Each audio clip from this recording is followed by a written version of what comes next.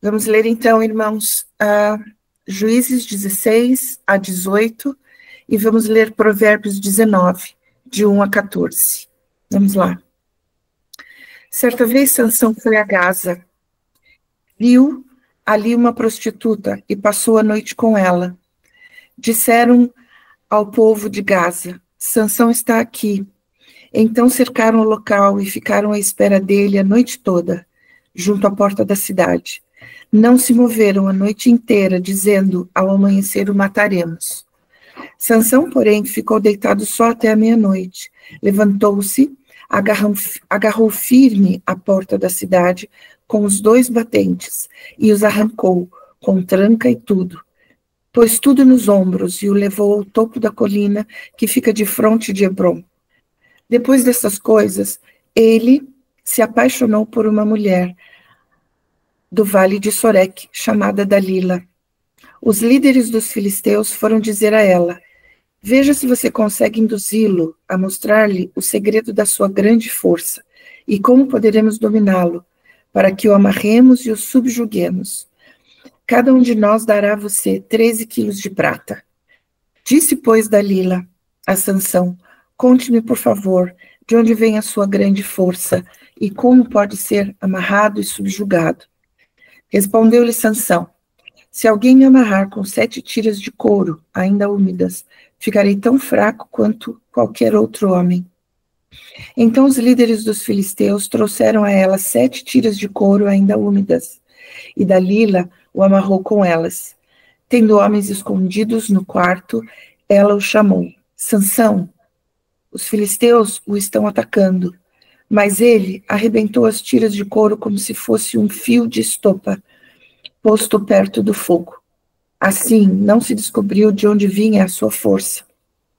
Disse Dalila a Sansão: você me fez de boba, mentiu para mim. Agora conte-me, por favor, como você pode ser amarrado.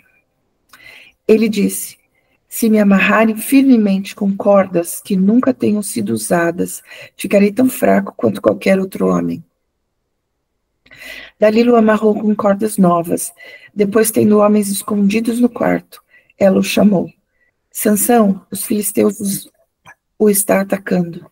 Mas ele arrebentou as cordas de seus braços como se fossem uma linha. Disse Dalila a Sansão: até agora você me fez de bobo e mentiu para mim. Diga-me, como pode ser amarrado? Ele respondeu: se você tecer num pano as 7 tranças da minha cabeça e o prender com uma lançadeira, ficarei tão fraco quanto qualquer outro homem. Assim, enquanto ele dormia, Dalila teceu as 7 tranças da sua cabeça num pano e o prendeu com a lançadeira. Novamente ela o chamou: Sansão, os filisteus o estão atacando. Ele despertou do sono e arrancou a lançadeira e o tear com os fios. Então ela lhe disse: como você pode dizer que me ama se não confia em mim? Esta é a 3ª vez que você me fez de boba e não contou o segredo da sua grande força. Importunando-o o tempo todo, ela o cansava dia após dia, ficando ele a ponto de morrer. Por isso, ele lhe contou o segredo. Jamais se passou navalha em minha cabeça, disse ele, pois sou nazireu, desde o ventre materno. Se fosse rapado o cabelo da minha cabeça, a minha força... Meu bem, de novo.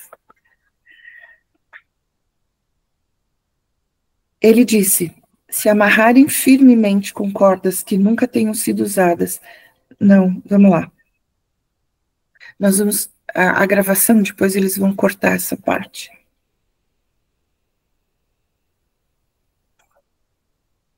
Ele respondeu: se você tecer... Não, onde é que eu parei? Só um minutinho, irmãos, por favor.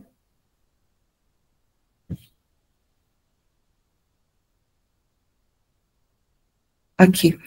Por isso ele lhe contou o segredo. Jamais se passou navalha em minha cabeça, disse ele, pois sou nazireu desde o ventre materno. Se fosse rapado o cabelo da minha cabeça, a minha força se afastaria de mim e eu ficaria tão fraco quanto qualquer outro homem. Quando Dalila viu que Sansão lhe tinha contado todo o segredo, enviou esta mensagem aos líderes dos filisteus: subam mais esta vez, pois ele me contou todo o segredo. Os líderes dos filisteus voltaram a ela levando a prata, fazendo-o dormir no seu colo.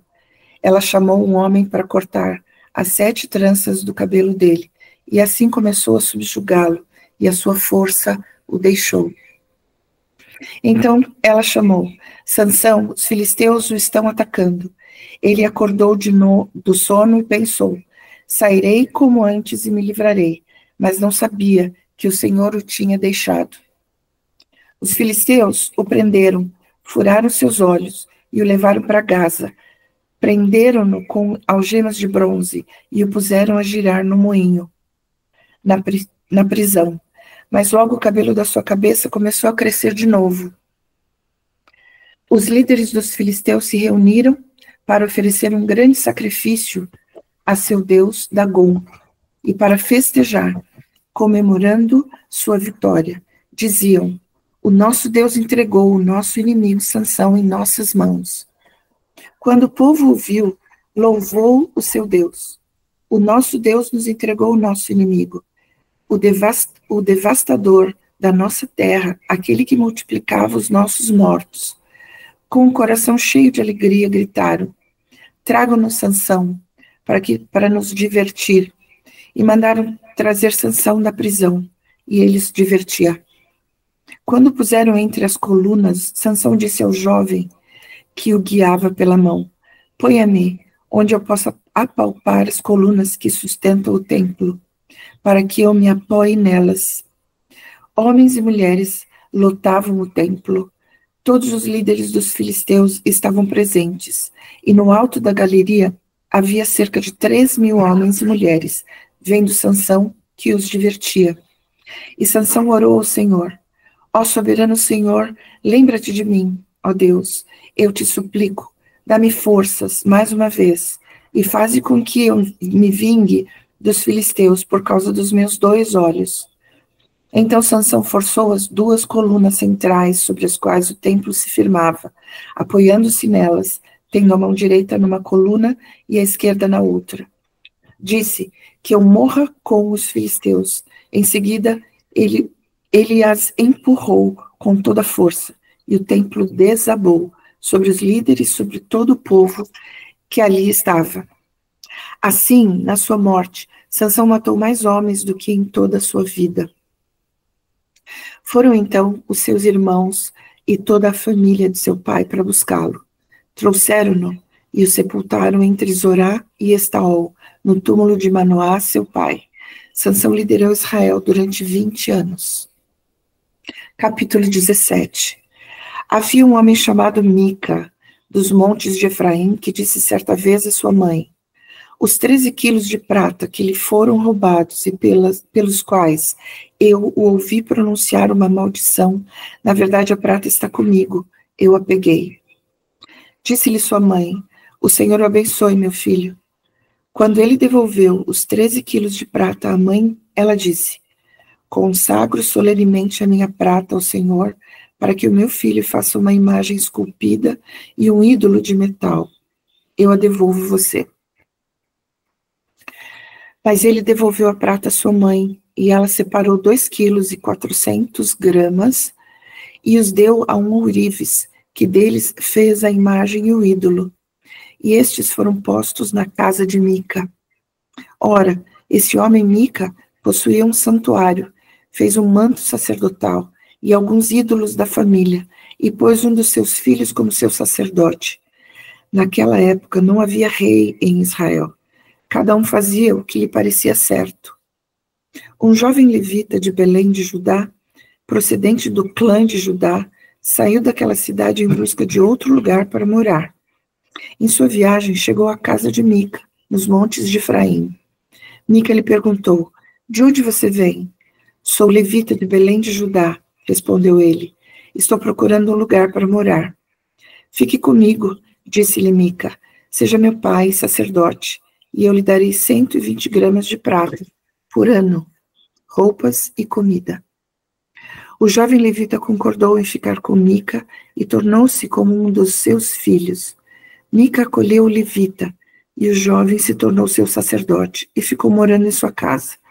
E Mica disse: agora sei que o Senhor me tratará com bondade, pois esse levita se tornou meu sacerdote.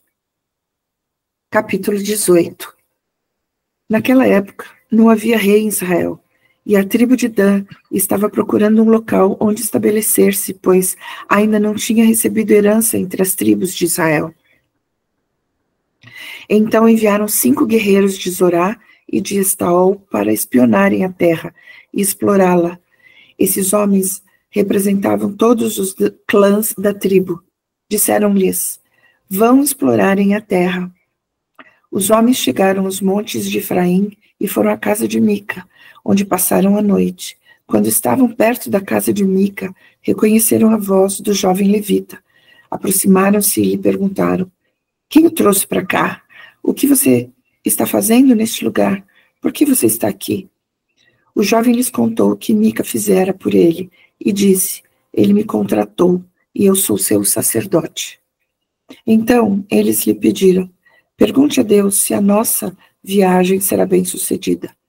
O sacerdote lhes respondeu: vão em paz, sua viagem tem a aprovação do Senhor. Os 5 homens partiram e chegaram a Laís, onde viram que o povo vivia em segurança com os sidônios, despreocupados e tranquilos, e gozava prosperidade, pois a sua terra não lhe deixava faltar nada. Viram também que o povo vivia longe dos sidônios e não tinha relações com nenhum outro povo. Quando voltaram a Zorá e a Estaol, seus irmãos lhes perguntaram: o que descobriram?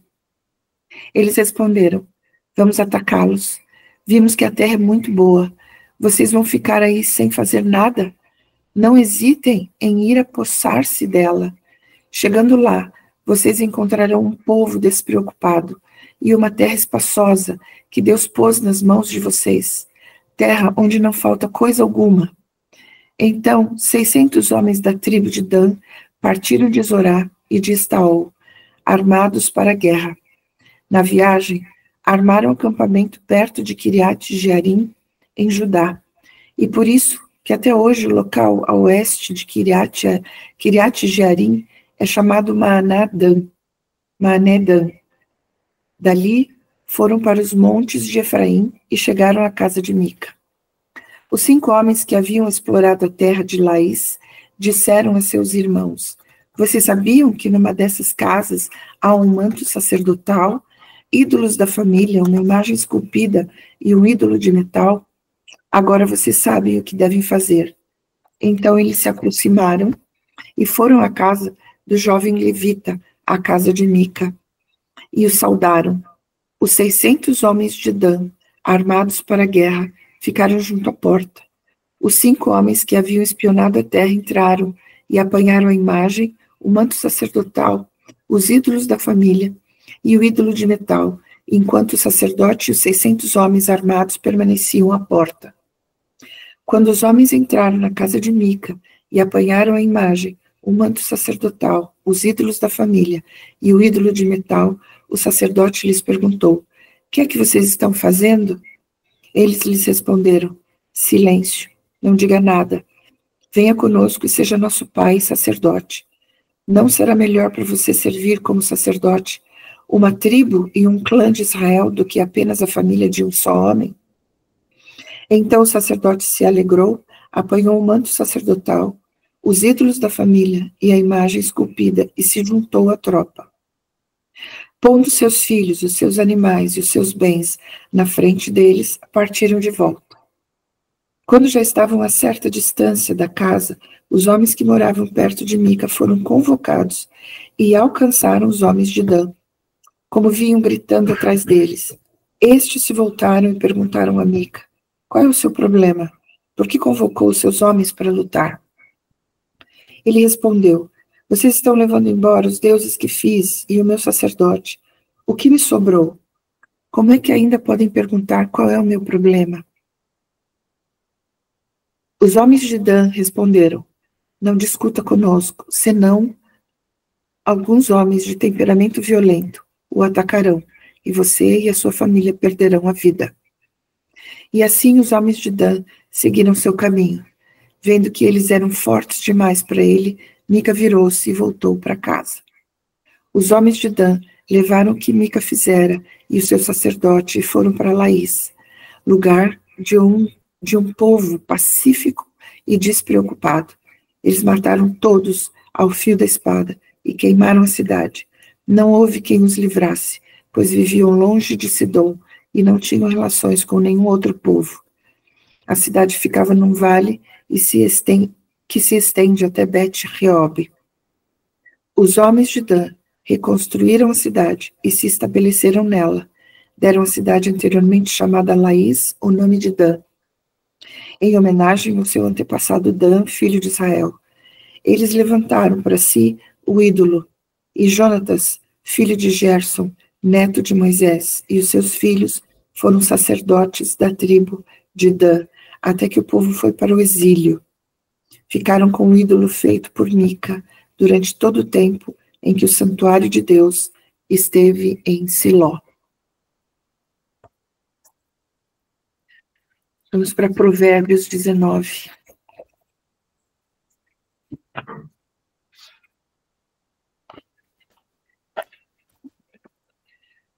Melhor é o pobre que vive com integridade do que o tolo que fala perversamente. Não é bom ter zelo sem conhecimento, nem ser precipitado e perder o caminho. É a insensatez do homem que arruína a sua vida, mas o seu coração se ira contra o Senhor. A riqueza traz muitos amigos, mas até o amigo do pobre o abandona.